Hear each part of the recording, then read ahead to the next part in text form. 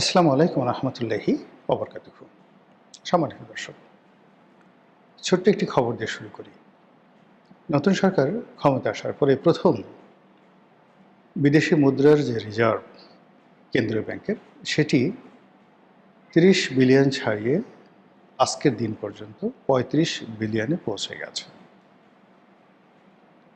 আপনারা জানেন যে ডক্টর মোহাম্মদ ইউনূসের জামানাতে এটি কমতে কমতে একটা সময় ২২ বিলিয়ন ডলারে চলে এসেছিল।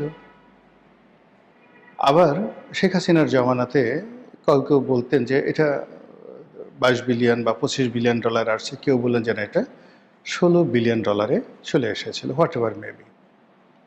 কিন্তু যখন আইএমএফ শেখ হাসিনা সরকারকে ঋণ দিল এবং পরপর ৩টি কিস্তি ছাড় করল, তখন আমাদের দেশে যে সমস্ত লোকজন শেখ হাসিনার ফরেন পলিসি, তার বৈদেশিক মুদ্রানীতি এবং কেন্দ্রীয় ব্যাংকের যে রিজার্ভ, এটা নিয়ে যে সকল নেতিবাচক কথা প্রচার করেছিল, সেটা সঙ্গে সঙ্গে বন্ধ হয়ে গেল।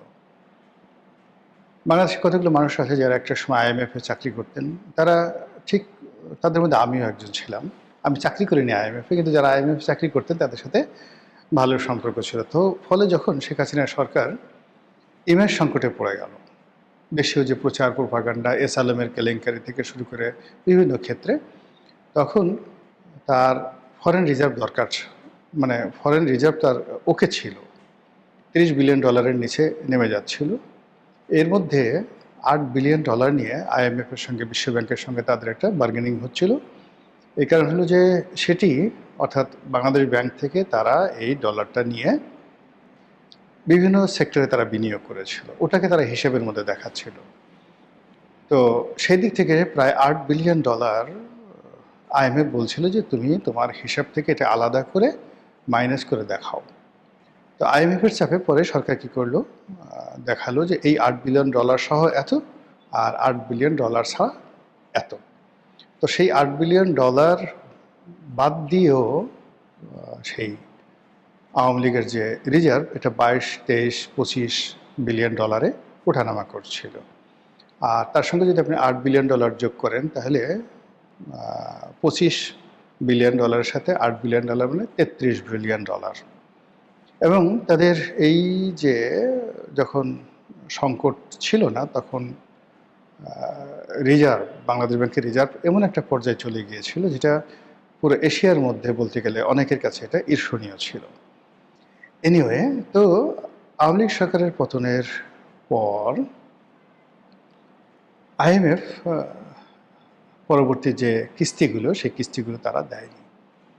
It means doctor Mohammad Yunus সরকারকে তারা বিশ্বাস করেনি, অথবা শেখ হাসিনা সরকারের সময় আর্থিক খাতকে আমরা যতটা দুর্নীতিগ্রস্ত বলেছিলাম, আইএমএফের দৃষ্টিতে সেটা অতটা দুর্নীতিগ্রস্ত ছিল না। বরং অনেক ক্ষেত্রে আইএমএফ যে সকল প্রশংসা করেছিল, যারা এই যুগে, মানে ওই সকল প্রশংসা এই যুগে বলাটা আমার জন্য বা অনেকের জন্য নিরাপদ নয়। এখনকার বাস্তবতা হলো যে ডক্টর মোহাম্মদ ইউনূস আইএমএফ থেকে কোনো ঋণ পায়নি, আর বর্তমান সরকার এখন পর্যন্ত আইএমএফের কাছ থেকে কোনো ইতিবাচক সাড়া পাননি। অধিকান্ত যে সর্বশেষ কিস্তি, আইএমএফের সর্বশেষ কিস্তি, এটি আইএমএফ ছাড় করেনি।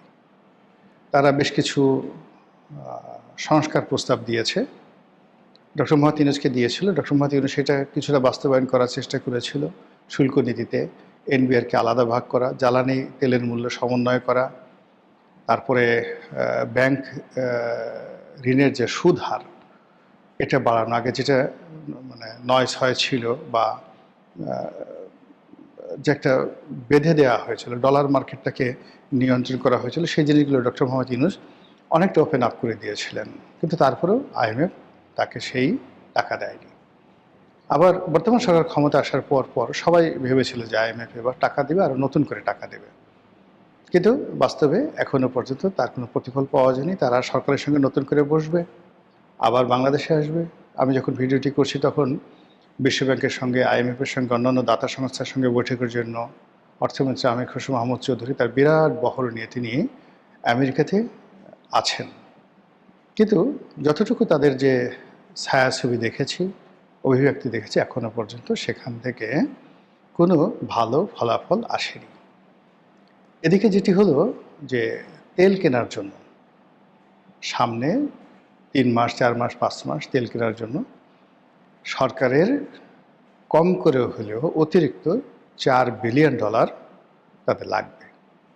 এই $4 বিলিয়ন হয়তো তার অভ্যন্তরীণ খাত থেকে $2 বিলিয়ন তারা দিতে পারবে, বাকি $2 বিলিয়ন তারা এখন ঋণ হিসাবে চাচ্ছে। আইএমএফের কাছে তারা চেয়েছিল, আইএমএফ তো বললাম যে অতিরিক্ত $2 বিলিয়ন তেল কেনার জন্য দেওয়া তো দূরের কথা, তারা যে লোনটি আওয়ামী লীগ জমানাতে দিয়েছিল সম্ভবত $4.5 বিলিয়ন, সেটার যে কিস্তি, শেষ কিস্তি বা পরবর্তী কিস্তি তারা এখনও ছাড় করাচ্ছে না। এদিকে জাপান এই যে চলমান যে ফুয়েল সংকট, এটাকে দূর করার জন্য এশিয়ার বিভিন্ন দরিদ্র রাষ্ট্র, তাদের বন্ধু রাষ্ট্র, তাদেরকে আর্থিকভাবে সহযোগিতা করার জন্য $10 বিলিয়ন একটা ফান্ড তারা তৈরি করেছে। এখন এই $10 বিলিয়ন বিভিন্ন রাষ্ট্রকে তারা দেবে, হাওলাত হিসেবে দেবে না ডোনেটেশন হিসেবে দেবে, এটা এখনও পর্যন্ত স্পষ্ট নয়। তাদের কথা হলো যে এটা অনেকটা সিএসআরের মতো। তাদের পার্টনাররা যদি বিপদে পড়ে, প্রায় সব দেশেই জাপানের বিনিয়োগ আছে, আমাদের বাংলাদেশেও বিনিয়োগ আছে, বাংলাদেশে হাজার হাজার কোটি টাকার বিনিয়োগ, জাপানি বিনিয়োগ আছে, ইপিজেটে বিনিয়োগ আছে। এখন যদি ফুয়েল না থেকে, তেল না থেকে, সেই শিল্প কলকারখানাগুলো ধ্বংস হয়ে যাবে। জাপানের শেয়ার মার্কেটে সেটার প্রতিফল তারা পাবে। এই জন্য তাদের বন্ধু রাষ্ট্র, যে সকল রাষ্ট্রে তাদের ব্যবসা বাণিজ্য রয়েছে, সে সকল রাষ্ট্রে যেন ফুয়েল কিনতে গিয়ে তারা বিপদে না পড়ে, এই জন্য তারা $10 বিলিয়ন একটি ফান্ড তৈরি করেছে। এবং এটার একটা বৈঠক হচ্ছিল, এবং সেই বৈঠকে বাংলাদেশের প্রধানমন্ত্রী সরাসরি সেখানে অ্যাপিল করেছে যে বাংলাদেশকে যেন $2 বিলিয়ন দেওয়া হয়, অর্থাৎ $10 বিলিয়ন এশিয়ার সব দেশের জন্য, তার মধ্যে বাংলাদেশে $2 বিলিয়ন চাচ্ছে। এটা যে অসম্ভব, এটা যে কোনো মানুষ বুঝতে পারে। যদি জাপান বাংলাদেশকে দেয়ও, আমার কাছে মনে হচ্ছে না যে $2 মিলিয়ন বেশি, অর্থাৎ $20 লাখ বেশি সেখানে দেয়া হবে। হায়ারাস যদি এখানে $20 লাখ বা $2 মিলিয়ন দেওয়া হয়, তো সেখানে $2 বিলিয়ন মানে কত টাকা? অনেক টাকা। তার কি অংশ কিন্তু বাংলাদেশ পাচ্ছে না। তাহলে বাংলাদেশ এই ফুয়েল ক্রাইসিস মোকাবেলা করতে পারবে কিভাবে? তাকে এই যে আমাদের যে ফরেন রিজার্ভ আছে, সেই রিজার্ভের টাকা খরচ করে দিতে হবে। কিন্তু রিজার্ভের টাকা কিন্তু ইচ্ছে করলেই তারা খরচ করতে পারে না। রিজার্ভের টাকা খরচ করার একটা নিয়ম আছে। এই যেমন রিজার্ভ কারা পাঠিয়েছে, বিদেশ থেকে যারা আমাদের শ্রমিক ভাই আছেন, প্রবাসী ভাই আছেন, তারা পাঠালেন। তো $4 বিলিয়ন তারা পাঠিয়েছে। এই $4 বিলিয়ন বাংলাদেশ ব্যাংক তাদের রিজার্ভে যুক্ত করেছে, করে এই $4 বিলিয়ন সমপর্যায়ের বাংলা টাকা, মানে 4×12 48,000 কোটি টাকা তারা এই সাধারণ তাদের আত্মীয় স্বজন যারা বাংলাদেশে আছে বা তাদের প্রবাসীদের যে সকল অ্যাকাউন্ট আছে সেখানে তারা দিয়ে দিয়েছে। তাহলে কি হলো, এই যে টাকাটা সে ফরেন রিজার্ভ হিসেবে রেখে দিয়েছে, তার এগেনস্টে বাংলা টাকা সে দিয়ে দিয়েছে। আবার এই যে বাংলা টাকাটা ট্রানজ্যাকশন করে বিভিন্ন গার্মেন্টস কোম্পানি, তারা আবার স্টাফদের স্যালারি দিচ্ছে, স্যালারি দিয়ে তারা আবার যে আমদানি করছে, সেই আমদানি ব্যয়, এই যে আমদানিকারক বা রপ্তানিকারক, এই যে যারা বাংলাদেশে লোকাল টাকা খরচ করছে, তাদের এগেনস্টে যে ফরেন ডেপ্ট আছে, সেই ডেপ্টটা তারা ওই ব্যাংকিং চ্যানেলের মাধ্যমে তারা সেই বাংলাদেশ ব্যাংক থেকে ডলার নিয়ে তারা সেই ডলারটা পরিশোধ করছে। ফলে it's a balance of payment. এখানে বাংলাদেশ ইচ্ছে করলে সেই $35 বিলিয়ন যেটা এখন এই মুহূর্তে আছে, সেখান থেকে একটা পয়সা তারা খরচ করতে পারবে না। শেখ হাসিনার জমানাতে তাদের একক একটা কর্তৃত্ব ছিল, এবং এটা নিয়ে তাদের আইএমএফের সাথে অনেক গণ্ডগোল হয়েছিল যে ওই রিজার্ভ থেকে তারা $8 বিলিয়ন সরিয়ে অন্য একটা সেক্টরে খরচ করেছিল। এখন সরকার চেষ্টা করলো $8 বিলিয়ন তো দরের কথা, $8 মিলিয়ন ওখান থেকে বের করতে পারবে না। এর কারণ হলো যে এই যে $35 বিলিয়ন, এই $35 বিলিয়ন এগেনস্টে এই যে এক্সপোর্টারদের টাকা আছে, ইম্পোর্টারদের টাকা আছে, তারপরে যারা ফরেন রেমিটেন্স করেছে তাদের টাকা আছে। ফলে প্রত্যেকটা টাকার এগেনস্টেই এই যাকে বলা হয় বৈদেশিক মুদ্রা সংশ্লিষ্ট পক্ষকে পরিশোধ করতে হবে কেন্দ্রীয় ব্যাংকে। ফলে এখান থেকে আলাদা করে যদি তারেক রহমান সাহেব চানও যে $2 বিলিয়ন আমাকে দেন, এই $2 বিলিয়ন দিয়ে আমি কিন্তু তেল আমদানি করব না, তাকে যে কাজটা করতে হবে সেটি হলো এই $2 বিলিয়ন যে তেল, সেই তেলের যে টাকা, সেই টাকাটা আগে কেন্দ্রীয় ব্যাংকে বাংলা টাকা জমা দিতে হবে। কিন্তু আমাদের দেশের যে পেট্রোলিয়াম সেক্টর, এখানে তেল বিক্রি, পরিচালন, অন্যান্য ভাবে বছরে 40 থেকে 50 হাজার কোটি টাকা শুধুমাত্র এই অয়েল সেক্টরে তাদেরকে সাবসিডি দিতে হয়। তাহলে কি হলো যে প্রতি মাসে তেল আমদানি করতে যদি তার $10 বিলিয়ন বা $5 বিলিয়ন সে ব্যয় করে, তার অ্যাগেনস্টে সে যে বাংলা টাকা পায় সেখানে সাবসিডিজ দেওয়ার পরে প্রতি মাসে যদি গড়ে 5,000 কোটি টাকা তার লস হয়, বছরে 60,000 কোটি টাকা ধরা হয়, তাহলে এই 5,000 কোটি টাকা সে ভর্তুকি যদি তাকে ডলারে দিতে হয়, তাহলে ওই যে IMF থেকে তাকে অতিরিক্ত লোন এনে এই ডলারের জায়গাটা পূর্ণ করতে হবে।